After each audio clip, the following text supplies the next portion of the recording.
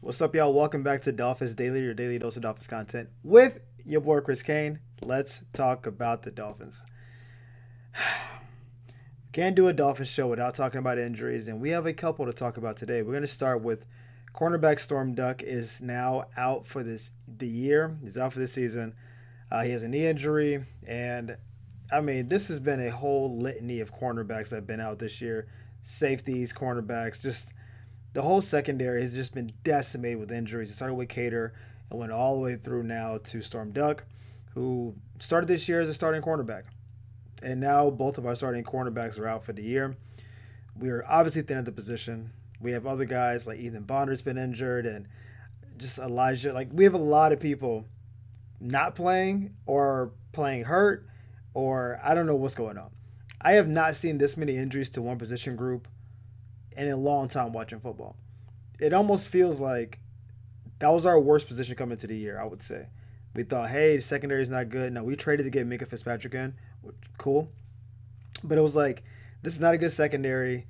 You know, we'll see if Cam Smith can emerge. And, Rasul Douglas was kind of flirting with coming with the team and not. And then eventually he did come. I think Rasul's been pretty solid, actually. All things considered, he's been pretty solid. But I mean, between Jason Marshall's been hurt and Artie Burns, I mean, it's just been cornerback central. If you play corner or safety for the Dolphins, you're going to be on IR at some point. Even now, Minka's got a thumb injury. He's going to probably play through it. Ifitu has been hurt. Ashton Davis is hurt right now. It is impressive. like, like in the worst way possible, it's impressive how many people are hurt in the secondary. I would love to believe this is the last injury, but I just feel like the way the year's going, why would I believe that? Why would I believe this is the last injury? Like, even if we went out now and got a corner, I'm supposed to believe that they're gonna just be healthy. Like, it's been very obvious that's not the case. Last year we couldn't keep any defensive linemen healthy. This year, secondary.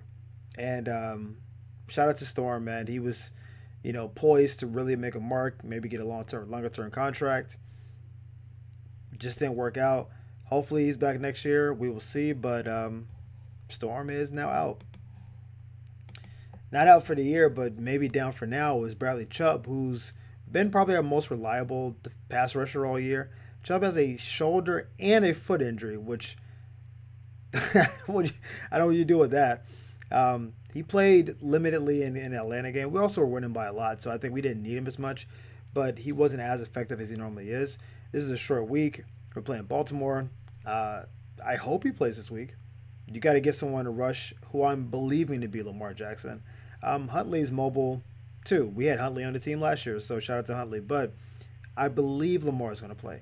And if you don't have pass rushers, because Jalen has not been it this year, Chop, don't get me started. And Judon, can we say washed? Can we say that and not be rude or mean? It feels that way. If Bradley Chubb plays, he's our best matchup to get a rush. And the Ravens' O line is not great at pass blocking. Lamar is really good at moving around, but those guys, you can get up on those guys. So I'm hoping Chubb can play. But part of me is like, the shoulder injury, I'm not as concerned about. They can kind of shoot that up. The foot injury scares me. I'm always scared about foot injuries with bigger people. And Chubb is not like overweight. He's a big muscular dude though. And when you're a pass rusher, when you're trying to bend the corner, your foot is like at such a wild angle that if your foot's not good and you're trying to bend and put all that weight on your foot, it's a concern. If that foot is less than 100% and you're bending 250 plus pounds while being pushed on by 320-pound offensive lineman, trying to push off a foot to get upfield, and that foot's not right, I think it's just a matter of time. I would rather Chubb sit out this game, spend the next 10 days getting right. Hopefully it's not some like longer term injury than that, and then coming back the following week. I do not want you on short week chasing around Derrick Henry and Lamar Jackson on a bad foot. Like, that to me feels like trying to knock him out for the year. That almost feels like injury malpractice. That's what that feels like. Again, he might say, yo, shoot me up, coach. I can play. I don't feel it. And we'll see what happens. I, personally, if the injury is enough that we know about it on a Monday and they didn't even practice today, this was like a mock semi walkthrough kind of practice. If he would have missed practice had we had one today, bro, it's not that deep. Like, get your foot right. You had multiple injuries. You missed all of last year with the injury. You've been playing well so far. The trade deadline thing is still hovering out there. I almost don't want to see him play hurt, and possibly get more injuries. So maybe he's not tradable. I just hope Bradley chills to the side. We don't need you. I mean, we probably need you, but like, we need you to be healthy. Just stay healthy. Now, one of the things that if you watch football, I sometimes watch the Terry Arnold podcast. I'm not sure. I see it in clips. I'm not sure if this show is with Pastor Tan solely. I've seen Devontae Smith on it. I think it's just a bunch of Alabama guys, which we have a couple on our team. Shout out to Tua and Minka Fitzpatrick and Jalen Waddle. But they talk about they know when a corner is legit sometimes by the drip they got on. Is if you out here with they named a brand of cleats that like are trash, it's like, man, come on, it's a league. You gotta step your game up. Tua's never been known to be particularly swaggy in his appearance. Like, he's done a lot of wild stuff with his hair. He got a new grill. Shout out to the grill masters out here. But the visor kind of gave Tua a little, I'm not gonna say aura because he's not like 20, but I thought it was a cool look. Like, it looked clean. I don't know why. Like, you don't typically see quarterbacks with visor. I think Cam Newton had a visor at one point, but that seems on brand for Cam because the Cam was like running people over. But the Tua visor kind of looked hard, and they asked him post game, "Are you keeping a visor?" Because he obviously wore a visor because of his eye, and he didn't want to have anyone reach in and poke him. The eye was already swollen, so he's like, you know what? Like, we'll see what happens. We had a good game today. The guys on the team like the visor, so maybe I'll keep it. Jalen Waddle hopped in and went a little bit over the top. He said, I thought it was kind of swaggy. Honestly, it looked different, but he went out there and played a great game. Whatever he had going on, he came out there and performed well. We always need that out of our captain and our leader. So the idea of you look good and you play good, I don't know if that's like, it's like a placebo kind of thing. You put the arm sleeves on, you got the good cleats, you know what I'm saying? You got the gloves that got your name on it. That's the most swaggy I've seen too. Even the Jets game, he didn't look as swaggy as this, where he just looked like he had more pep in his step. I don't know if it was the eye, if it was like, I got to play with even more urgency because I can't see as well. I don't know if it was just the fact that Atlanta's pass rush wasn't particularly great. But I can't discount the fit. I talked about this when the Dolphins wore those alternate jerseys. I'm like, hey, I can't explain why they beat the Jets, right? We can say the Jets are a bad team. We could say, Justin Fields isn't a good quarterback. We could say the organization stinks. Or that drip was fire. And nope, they put that thing on, and then they won a game. Now, we have not worn that fit since, but we're probably going to wear it in Spain. The next time we put that on, you tell me Tua with a visor and that alternate fit, he might throw 9 touchdowns. Because what else can you do when you got it on like that? It goes so hard. You got to play good. You have to. You don't want to be the guy out there with the best drip, with the chain, the fit, the visor, throwing 4 picks. No one wants to see that guy. But the guy that's out there looking off defenders, throwing the ball, throwing a hand up before he even catches it because he knows it's going down, a la Steph Curry. Bro, you have to do it. I'm here for the visor. This seems like a kind of throwaway, dumb story, but I actually stand by it. You need something to give you a boost, whatever that looks like. Odell used to wear a bunch of different cleats to games, and I think he got fined a bunch of times, but he was like, so what? My cleats got mirrors on the bottom of them, so when I run past you, you can see a reflection in the bottom of my shoes. That's swaggy.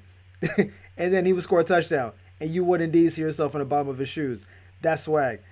People wearing watches on the field. You see Justin Jefferson got that chain on. Like, that obviously works for them. We don't have a lot of those people on the team, even though they all live in Miami, which is crazy. Visor Tua might be, dare I say, hoodie mellow.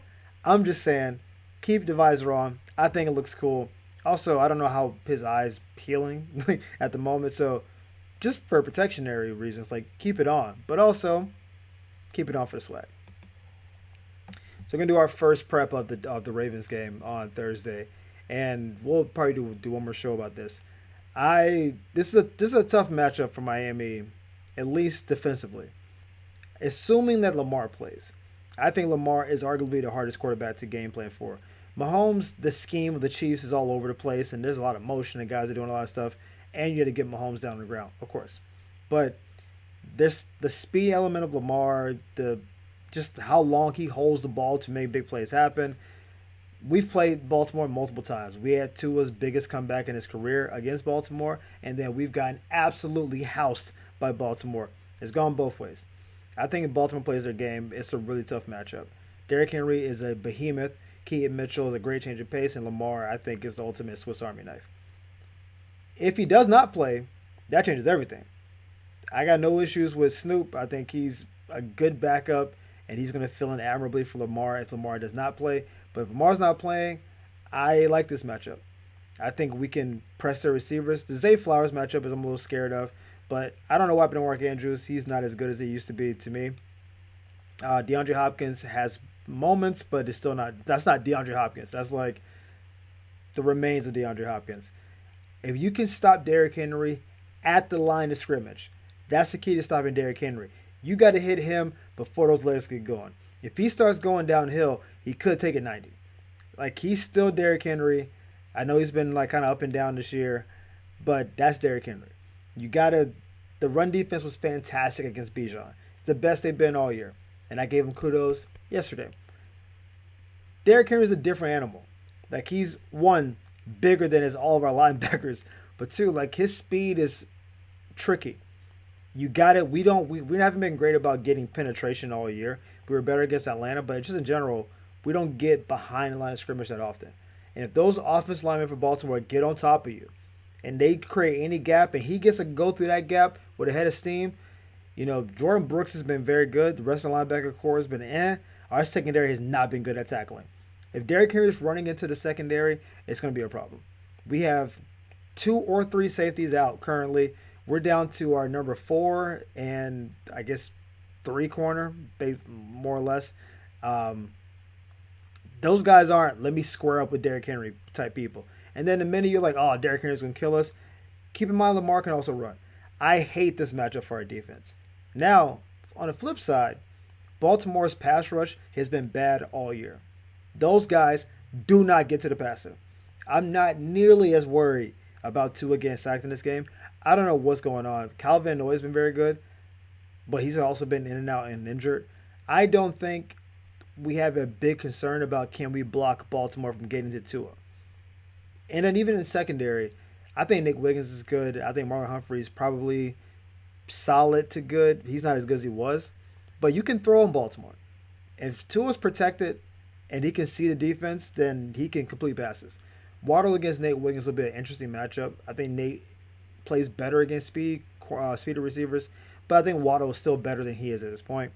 I know Darren Waller's out. He would be really nice in this matchup because I don't think Roquan can cover really at all, and that would be a nice matchup, but we don't get that, so whatever. I think our offense should be able to move the ball against them. Even run defense-wise, they're good, but they're not what they were 2 years ago with Mike McDonald. That run defense was hellacious.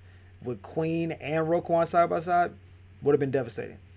This current iteration, if you can get to Roquan, you can run. So that's the task of the offensive line.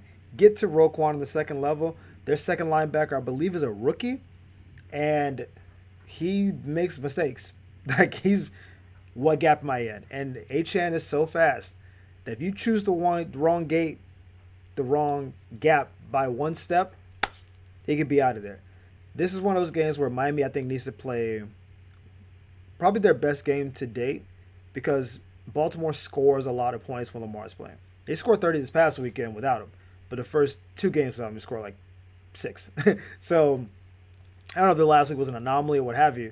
When he plays, they score like 34 points a game. It's an avalanche. It can get out of hand really quickly. Even the game lost against Buffalo, they scored 40. Like, it's a lot of points. So can we keep the points that high? I don't know if we can drop 40 on our defense. It's going to come down to, can we probably hold them to field goals? I don't think like you can stop them from moving the ball. I think they're just too good for that. But when they get inside the 20, Can you hold them to 2 field goals instead of 2 touchdowns? Because, a 13-7 game at halftime is way different than a 21-7 game at halftime, knowing, oh, they just can salt the game away. It's an interesting matchup. I think it's probably the worst possible matchup for us in terms of the physicality of how Baltimore plays. But Lamar, fresh off a 3 to 4 week injury, will probably be rusty, which is the best time to get him because before the year, I think he had 10 touchdowns in 3 games. So he was cooking. But off an injury, probably not as sharp as he should be. And, Miami's coming off their biggest win of the season so far. I think the momentum is really good. Baltimore did win this week. They beat up on Chicago, which I was surprised by. But it's a tough matchup. I'm not really ready to call like a winner or loser yet. I think I'm leaning towards Baltimore. Baltimore is favored to win the game. But as the week goes on, we'll see what's happening with Chubb. We'll see if Lamar is playing. And I'll give my review later in the week. But as always, y'all, thank you for tuning in to Dolphins Daily. We appreciate the love and support. Thank y'all for the likes and the subscribes. I'll see you next time on Dolphins Daily. Peace.